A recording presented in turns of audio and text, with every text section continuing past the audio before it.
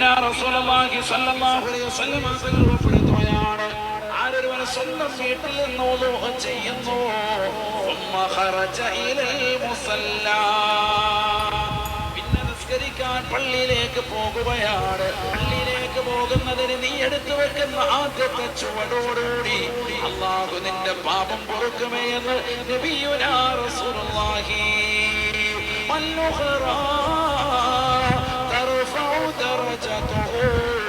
അടുത്ത പാദം വെക്കുമ്പോ സ്വർഗത്തിലേക്കുള്ള പദവി ഉയരുമേ എന്ന് നബിയുനാ റസൂലുള്ളാഹി.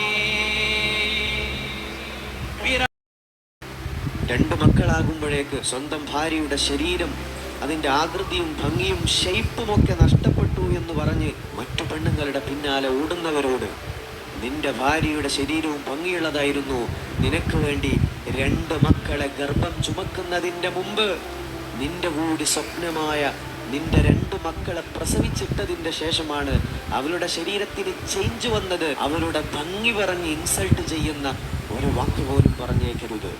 രണ്ട് മക്കളാകുമ്പോഴേക്ക്